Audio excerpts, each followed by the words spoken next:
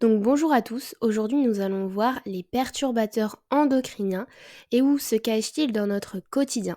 Et vous allez voir dans cette vidéo que nous sommes exposés énormément à ces perturbateurs endocriniens. Donc nous allons voir les alternatives pour faire du bien à notre santé. Donc les perturbateurs endocriniens, ce sont des substances chimiques capables de modifier le fonctionnement de notre système hormonal. Il faut savoir que les perturbateurs endocriniens se fixent sur les mêmes récepteurs que nos propres hormones, mais ils vont entraîner une réponse anormale. Les perturbateurs endocriniens, ils ont des effets à tous les âges de la vie, mais ont des effets particulièrement néfastes à certains âges. Donc on dit que ce sont des périodes sensibles. Donc chez la femme enceinte, ces perturbateurs sont particulièrement préoccupants car ils peuvent traverser la barrière placentaire et impacter le développement du fœtus. Cela peut entraîner des malformations, des troubles de la croissance et du développement cérébral. Ensuite, on a la petite enfance, donc on parle des 1000 premiers jours, donc c'est du stade fœtus jusqu'aux 2 ans. Donc pendant ces 1000 premiers jours, les perturbateurs endocriniens ont un impact possible sur les troubles de la croissance, l'altération du développement cérébral et des capacités cognitives, des risques accrus de maladies chroniques telles que l'obésité et le diabète, et ont un effet sur la puberté et la reproduction plus tard dans la vie. En autre période sensible, on a l'adolescence parce que c'est la maturation du système hormonal. Après, on a à tous les âges de la vie, donc à l'âge adulte. Donc c'est pas considéré comme une période sensible, mais les perturbateurs endocriniens ont des effets. Donc des effets sur la reproduction et aussi chez la femme, ça peut augmenter les SPM, les syndromes prémenstruels. Donc comme perturbateur endocrinien, on a le bisphénol A ou appelé aussi le BPA. Donc le BPA, c'est un composé chimique utilisé principalement pour fabriquer certains plastiques rigides et des résines époxy. Donc les BPA, ils viennent imiter ou bloquer l'action des hormones, en particulier les œstrogènes. Donc ça va perturber le système hormonal et surtout lors des périodes sensibles, donc vie fœtale, petite enfance et puberté. Donc ce bisphénol-là, il a un impact vraiment sur la santé. Donc il y a un risque accru de troubles de la fertilité. On va avoir un développement plus précoce de la puberté. On peut avoir des risques métaboliques plus importants comme de la prise de poids ou du diabète. On va avoir des effets sur le développement du fœtus et du jeune enfant. Donc dans de nombreuses boîtes de conserve alimentaires, on retrouve du bisphénol. Donc le mieux c'est soit d'acheter, par exemple l'exemple ici c'est des pois chiches, donc soit d'acheter dans un bocal en verre ou soit tout simplement d'acheter des pois chiches secs et de les faire cuire ensuite. Comme ça, on est sûr qu'il n'y a pas de bisphénol. Donc c'est pareil, il y a aussi les canettes qui contiennent du bisphénol. Donc là, c'est pareil, c'est de choisir des sodas ou par exemple de la bière qui est dans une bouteille en verre. Donc souvent, le plastique contient du bisphénol, même s'il y a certaines industries qui disent que certains plastiques vont à la chaleur. En général, le plastique est altéré lors de températures extrêmes, donc soit la chaleur, soit le froid. Donc ça va libérer du bisphénol ainsi que des microparticules de plastique. Donc le mieux, c'est vraiment d'avoir une bouilloire en inox ou en verre. En autre perturbateur endocrinien, on a les composés organiques volatiles ou appelés aussi COV. Donc ce sont des substances chimiques qui s'évaporent facilement dans l'air à température ambiante. Donc les COV, ils polluent l'air intérieur et peuvent avoir des effets sur la santé, surtout chez les enfants et les personnes fragiles. Donc ils ont des impacts possibles comme des maux de tête, des irritations des yeux et de la gorge, des réactions allergiques et de l'asthme, des troubles du système nerveux, fatigue, perte de concentration. Et certains COV sont même cancérogènes. Donc c'est-à-dire il y a une augmentation de l'incidence de certains cancers. Donc ces molécules, ce sont le formaldéhyde et le benzène. Donc dans les composés organiques volatiles, on a le formaldéhyde. Donc le formaldéhyde, c'est une colle qu'on peut trouver dans les meubles contreplaqués, comme on peut le voir sur l'image à droite. Donc le mieux, c'est d'acheter des meubles soit en brocante, qui ont déjà libéré les COV de la colle, ou soit d'acheter des meubles anciens qui sont souvent de meilleure qualité, donc par exemple en bois, et qui sont souvent moins chers. Donc on a aussi les revêtements qu'on met sur nos murs, donc ça peut être la peinture ou encore la tapisserie qui vont relarguer dans notre air intérieur des composés organiques volatiles. Donc le mieux, c'est quand on achète une peinture, c'est de vérifier la petite étiquette et de favoriser un A+ plutôt que un C. Après, il y a certaines études qui ont aussi montré que les étiquettes avec A+ relarguait au début plus de COV que des étiquettes C. Donc ça, c'était sur le court terme, mais sur le long terme, elle relarguait moins de COV. Et un autre conseil, c'est donc d'aérer régulièrement lorsque vous mettez de la peinture ou encore lorsque vous avez un nouveau-né, de préparer la chambre en avance pour lorsque le nouveau-né est là, qu'il ne respire plus ses COV. Donc lorsque vous allumez une bougie, il y a le phénomène de combustion qui vient libérer dans l'air des composés organiques volatiles. Donc c'est pas que les bougies, c'est tout phénomène de combustion qui libère des COV. Donc le mieux, c'est de ne pas acheter des bougies. Mais si vous tenez vraiment à en acheter, ce qu'il faut limiter, c'est les bougies parfumées ou colorées qui vont venir émettre davantage de COV. Ensuite, ce qui est bien aussi, c'est de favoriser des bougies en cire naturelle. Donc ça peut être de la cire d'abeille ou du soja. Donc le vernis à ongles, il contient de nombreux solvants qui s'évaporent rapidement pour former une couche brillante et dure. Ces solvants sont des composés organiques volatiles comme le formaldéhyde.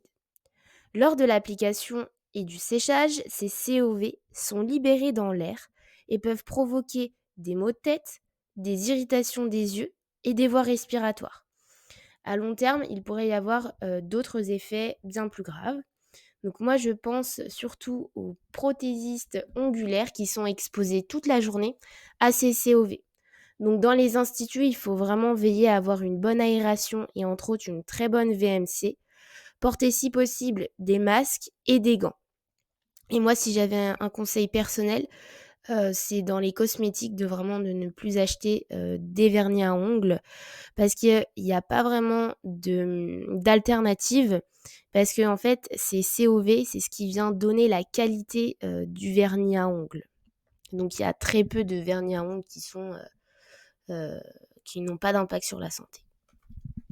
Donc on retrouve aussi des COV dans les produits ménagers. Donc ce sont souvent ceux qui ont une forte odeur. Donc dans les alternatives, c'est de faire ses propres produits ménagers. Donc par exemple, on a des produits qui sont assez connus. Donc on a le vinaigre, on a le bicarbonate de soude. Après, on a plein d'autres produits. Parfois, ça peut être compliqué de faire soi-même ces produits ménagers. Je trouve en particulier la lessive. Donc lorsque vous achetez, c'est de regarder la composition. Petit conseil, lorsque vous choisissez des produits ménagers, donc il faut éviter qu'ils aient une forte odeur et ensuite il faut plutôt qu'ils soient de couleur blanche ou transparente. Il faut vraiment éviter tous les produits qui ont des colorations très fluo, orange, jaune, vert, peu importe. Ça, il faut vraiment éviter. Donc les PFAS, ce sont des perturbateurs endocriniens et ce sont une famille de composés chimiques synthétiques utilisés depuis les années 1950 pour leurs propriétés résistantes à l'eau, à la graisse et à la chaleur. Ces substances sont très persistantes dans l'environnement et dans le corps humain, ce qui leur vaut le surnom de polluants éternels. Les PFAS peuvent perturber le système hormonal, affecter le système immunitaire et sont suspectés d'augmenter le risque de certains cancers, de troubles thyroïdiens et de problèmes de fertilité. Donc on retrouve les PFAS dans les cosmétiques waterproof, donc le mascara, ça peut être le fond de teint, mais plein d'autres cosmétiques. Donc le mieux, c'est d'utiliser des produits soit qui sont bio, d'origine végétale. Par contre, il faut quand même faire attention parce qu'il y a beaucoup de marques qui veulent se donner une image verte. Donc il faut éviter le greenwashing. Donc on peut utiliser l'application par exemple Incy Beauty. Donc vous prenez soit en photo votre cosmétique ou son code barre et il va vous donner la liste d'ingrédients et il va indiquer une note. Et souvent, il y a des pénalités fortes lorsqu'il y a des perturbateurs endocriniens. Donc le mieux, c'est d'avoir la meilleure note qui va jusqu'à 20. Donc on retrouve des PFAS dans certains sols de parquet stratifiés. Donc les PFAS, en fait, ils sont utilisés comme agent de traitement pour améliorer la résistance aux taches et à l'humidité. Donc pour éviter c'est soit de prendre du parquet donc qui est en bois, soit de favoriser du carrelage et de vérifier aussi les écolabels. Donc on retrouve des PFAS dans nos salles de bain avec les rideaux de douche qui sont en plastique et les PFAS ont une propriété imperméabilisante et donc on retrouve des PFAS dans ces rideaux.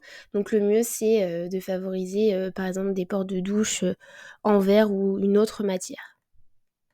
Donc les PFAS, ils ont des propriétés anti-adhésives aussi, c'est pour ça qu'il y a de nombreuses casseroles et poêles qui sont faites euh, avec des PFAS, mais le problème c'est que dès qu'ils sont rayés, ils vont relarguer des PFAS dans notre alimentation et on va les consommer et ce sont des polluants éternels qui ne sont pas vraiment éliminés par notre organisme. Donc l'alternative, c'est d'acheter des poêles en inox 1810, c'est vraiment la meilleure qualité. Et puis peut-être de garder une poêle avec un revêtement téflon pour faire par exemple des crêpes ou des œufs et de bien vérifier qu'elle n'est pas rayée. Donc comme c'est imperméabilisant, on les trouve dans les tentes et aussi dans les duvets. Donc pour les tentes, il n'y a pas trop de solutions. Pour les duvets, après ça dépend ce que vous faites évidemment, mais vous pouvez peut-être plus favoriser des couvertures classiques. Donc on a les pesticides aussi qui sont considérés comme des perturbateurs endocriniens, et en particulier les organochlorés, les fongicides et les herbicides. Donc il y a les stickers tue-mouches qui peuvent libérer des vapeurs d'insecticides dans l'air ambiant. Donc dans les alternatives, ça va être plutôt des solutions mécaniques pour les éliminer, mais il n'y a pas tant de solutions que ça. On a aussi les prises anti-mouches qui fonctionnent souvent en diffusant des insecticides chimiques dans l'air pour repousser ou tuer les insectes volants. Donc ça, c'est pas non plus super bien pour notre santé. Il n'y a pas vraiment de solution. Juste les petits gestes qui peuvent être importants pour limiter les moustiques chez vous, ça va être d'éviter de laisser de l'eau stagnante dans votre jardin.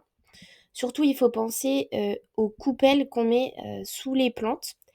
Et puis, vous pouvez mettre aussi dans votre jardin ou sur votre balcon des plantes qui peuvent repousser les moustiques. Alors c'est vrai, ça va pas avoir un grand effet, mais ça peut limiter.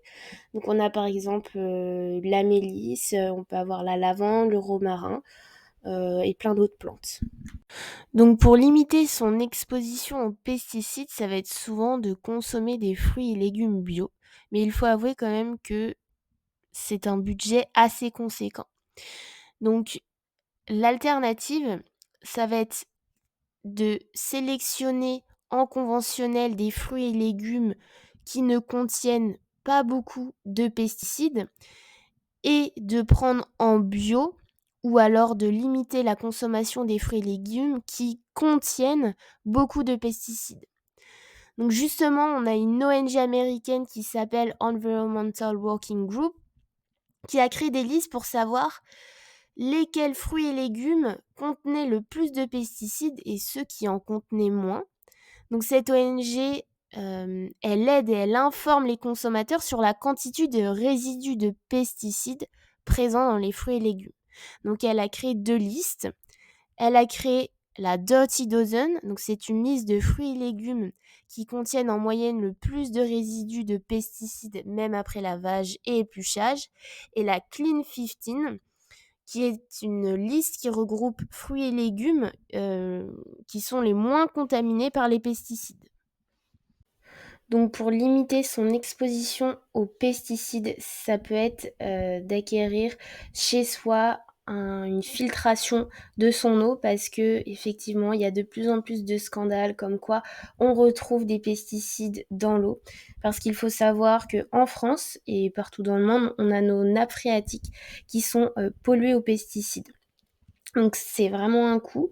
Donc si vous n'avez pas les moyens, prendre l'eau du robinet. En France, on a quand même une assez bonne qualité, mais si vous pouvez, ça peut être vraiment bien. Donc c'est des systèmes qui peuvent se mettre soit sous le robinet dans la cuisine, soit qui peuvent se mettre directement sur le robinet. Il y a des gourdes aussi qui sont mises en place. Après, il faut faire très attention parce qu'il y en a qui profitent de cette nouvelle mouvance. Donc c'est vraiment de se renseigner au préalable. Moi, je conseille pas forcément le charbon actif. Ça fonctionne, mais au bout d'un moment, en fait, ça devient un nid à bactéries. Si vous avez aimé la vidéo, n'hésitez pas à mettre un like et à vous abonner. Dans cette vidéo, j'ai parlé de certains perturbateurs endocriniens, mais il en existe plein d'autres malheureusement, et je n'ai pas pu tous les évoquer dans cette vidéo, sinon elle serait beaucoup trop longue.